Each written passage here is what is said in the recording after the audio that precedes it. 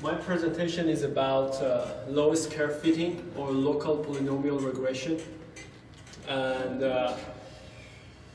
let's start with the introduction. So, we know in normal regression model, we have one equation and one model for the whole range of data. But here, sometimes your data, you cannot fit like a first, like a second order, third order, and it's so hard to have a global model for it. So in this case, we can use LOESS or locally weighted scatter plot smoother. So basically, what you do here is you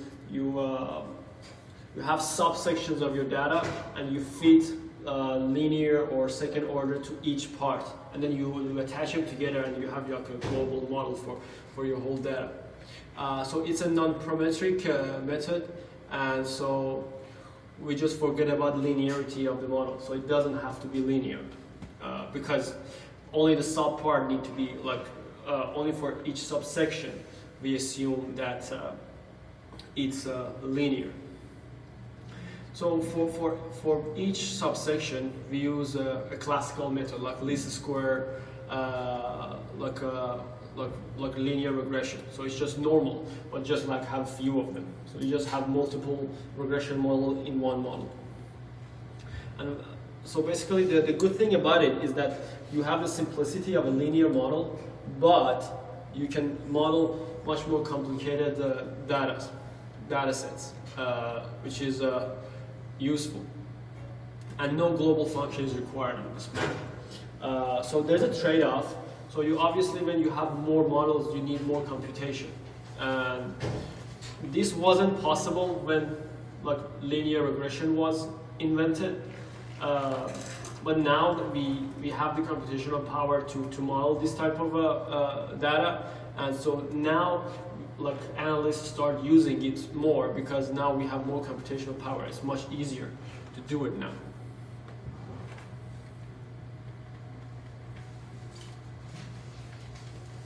Let's go to the next one.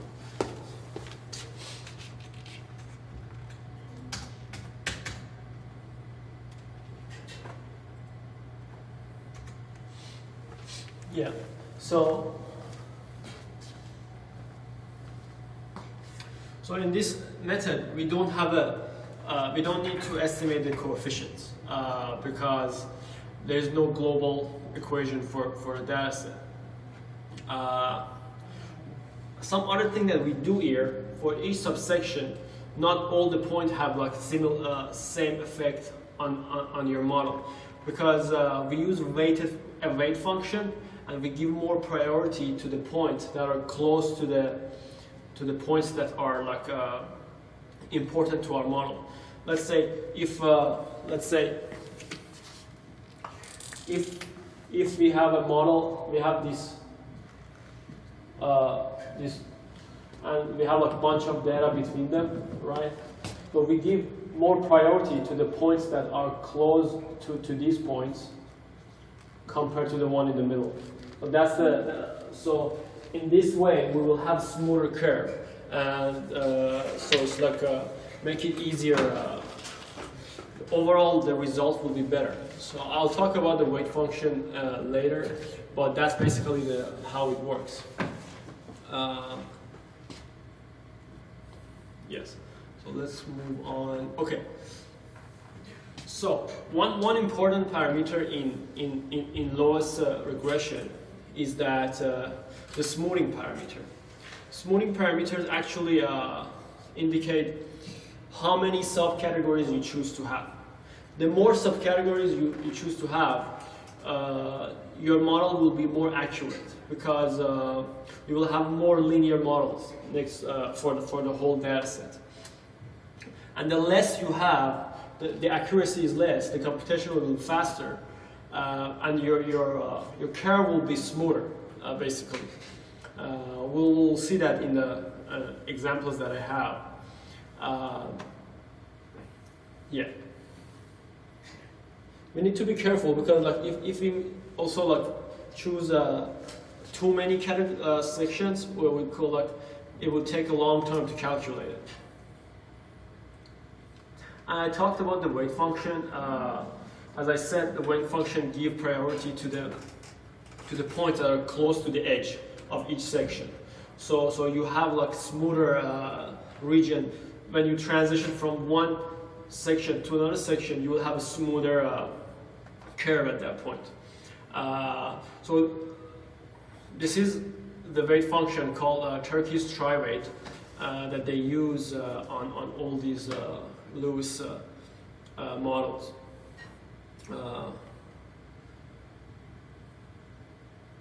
But if we move to R, we can see that there's a function for LOESS, which is the same name.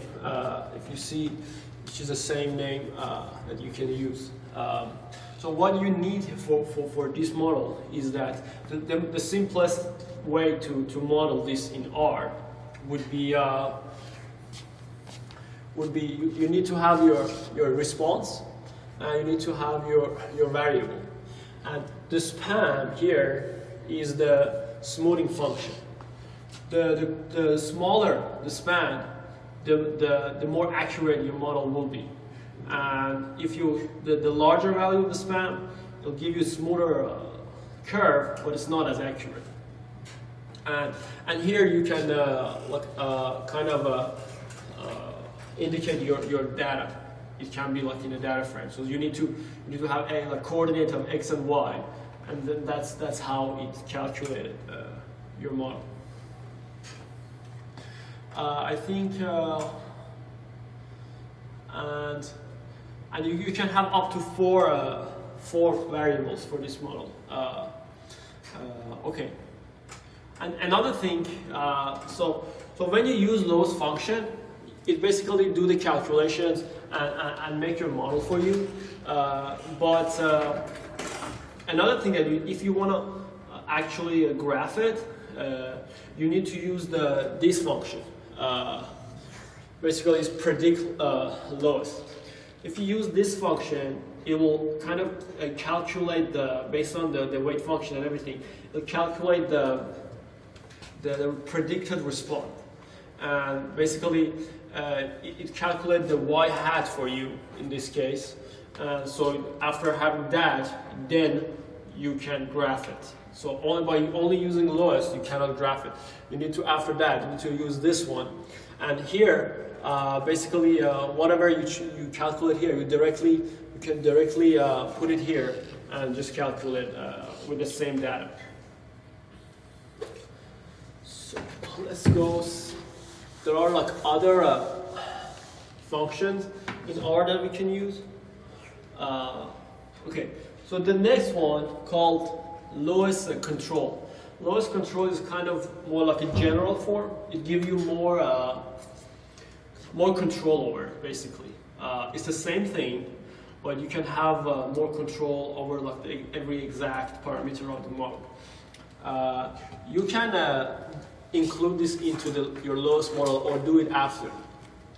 So what you have here, basically, you have surface, you have statistics, then you have your trace hat, and then you'll have your cell and iterations. So I will go through each one to see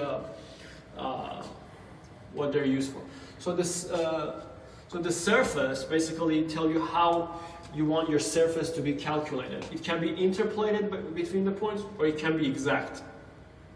Of course, so if you by default, so if you just don't say anything, it will do interpolate. It's much faster and it's also accurate. If you use direct, it can be really time consuming. So normally you use interpolate. Statistics is the same thing. Determine how these quantities are computed. By default, it's approximate, which is good to leave it on approximate. And the trace hat determines the computational method used to compute the trace of the hat matrix. By default, if the n or number of your data is less than 500, if it's less than 500, it's exact. if you leave it. And normally, like we don't need to indicate it. Like if you wanna for some special cases you wanna control it, you can. But like if you leave it out, it will be exact. And the cell specifies the maximum size of the cell, which is like up to like what accuracy you want for your method. And so iteration is also it's normally symmetric. You can just it's not something really important. So you just basically the number of iterations for your like fitting method. If you're using the robust fitting method, there's a number of iterations. The higher the number, the more accuracy you get. Of course, you will lose computational time if you do that. Okay, the other thing, so this is basically, you don't have to use this, but this is another way of using this function in R. Basically, this is called scatter smooth. It's doing the same thing, but maybe it also gives you some other control over. It's normally used for like graphing the data rather than making a model out of it. It's basically the same thing, but you can have your model and graph it in one function. That's the good thing about it, and it's also give you like some information. So here, that's the function scatter.smooth. You basically need your x/y coordinates, degree of the local polynomial. So like for each subsection of your data, you can dictate what degree you want. You can either choose 1, which is a linear, or choose 2. More than 2 is just not logical, because if you want to use more than 2, why are you using LOESS? And for the family, it's basically you're telling it how to solve the linear model. If it's Gaussian, if you choose Gaussian, it will use least square. If you use symmetric, it will use like the M estimator. And this is just a label for your x and y data. This is the limit for your x and y, if you use like y lim or x lim. And the others one, like the other like evaluation and like L parts, they're not really important. But just for the sake of this presentation, evaluation is a number of points that which to evaluate the smooth curve. Of course, if you have more points, more accuracy again. And L part is a list of arguments to be passed to the line. So you can specify that if you want. Okay, so maybe if you go through example, it's easier for us to understand exactly, because maybe it was a little too much information without seeing the result. But here we can look at it easier. So in this one, which I found, it's called noisy sine curve. So basically, for this example, we just create this scatter plot based on a sine, right? We just kind of add noise to it here.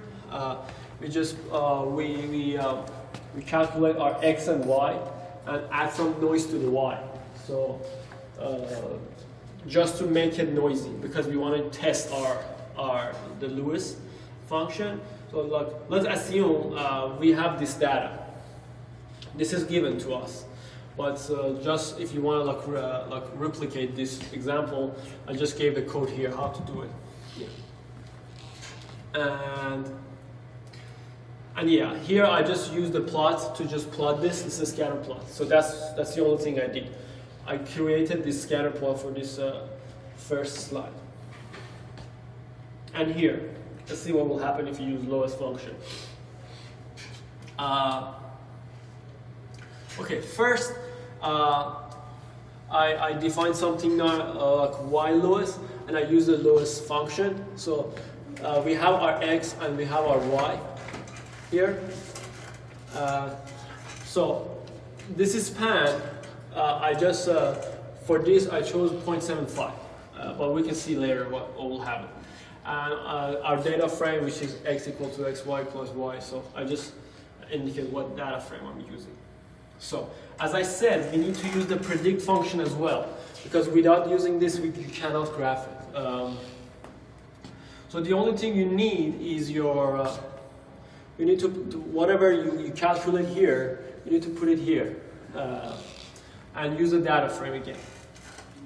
And now, what it does here, it calculates the y hat, or your predicted observation. Okay. So if you use 75, you can see, and then I using the line, I just graph it. This is the one if I choose the span 75. So this is the one if I choose wider span, right? But if I go ahead and change it to 0.1, you can see the spans are smaller, and so it gives you more accuracy as well. So it is more, it's closer to the actual observations, this one, than that one. But this is smoother, of course, but this is not as smooth, but it's closer to reality. So this is one example that we can go through, and I have another one here.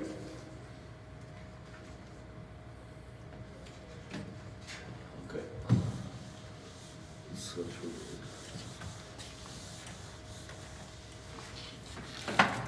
Okay, this is basically the same thing. So in this example, we can use there is a package in R called ggplot2.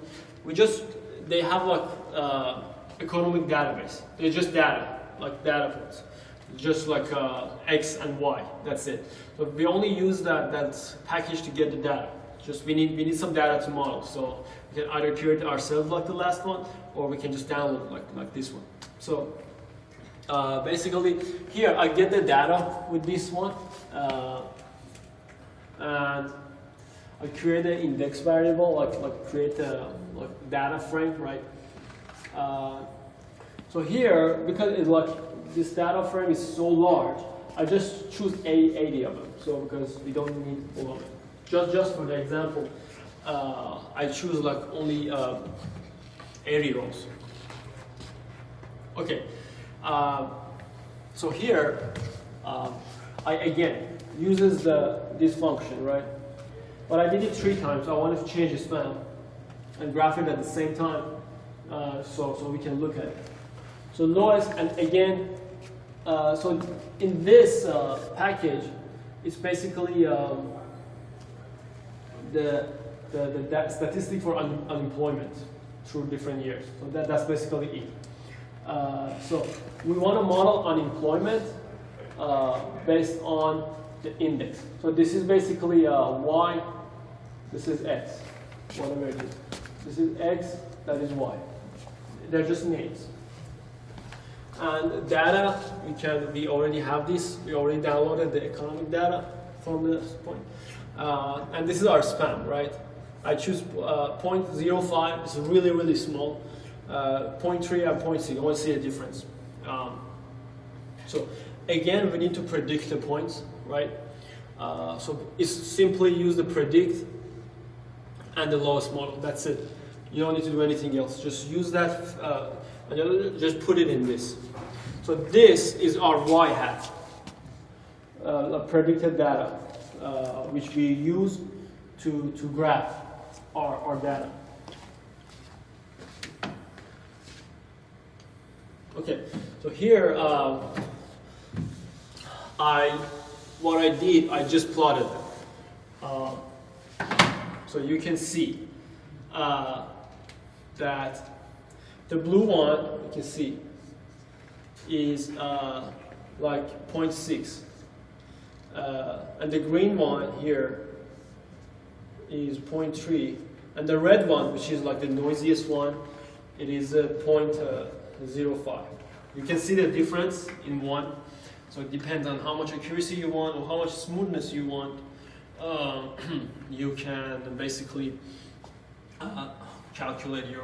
predict your graph and use the LOESS function. This is really good because you have the flexibility of a linear model, but also you can model like the most complicated data sets. You don't have to go through the non-linear models and everything. It's kind of offset all that. And for the last example, I wanted to do something that has two variables, so it's kind of a surface, like a response surface, more like what we had before. Here again, since like we needed some data, I used that package. You can download the data from these packages because they have. This one is a height, elevation, feet, basically the data like from the height of people in the United States. Okay, so here I just I download the data. And I get some portion of it out. Again, I don't need all of it. And here I use the LOESS function. So this time, if you see, so we have two. So z is our prediction, and x and y is our two variables. Or like, if we can change, or we can write it like this: y, x1, x2. It's the same thing as we did before. And I indicate what data I want to use, like degree 2. So you can choose like for each subsection. This is like a little bit more general. You can choose 1, 2, or 3. But more than 2 is not recommended. 2 is good enough. And like span. I'll change the span and we can see the surface as well. But for just this example, let's use 0.1.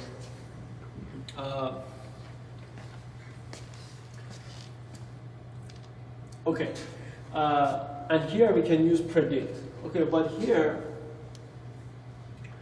basically, so see, this one can directly go here. You don't have anything else. You don't need anything else. And the only thing I did, I used this perspective function to just graph the surface, right?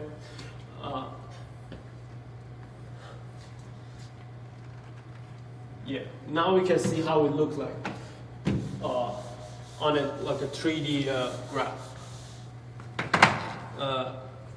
Again, if I use a smaller number, you can see more variation, closer to the actual data.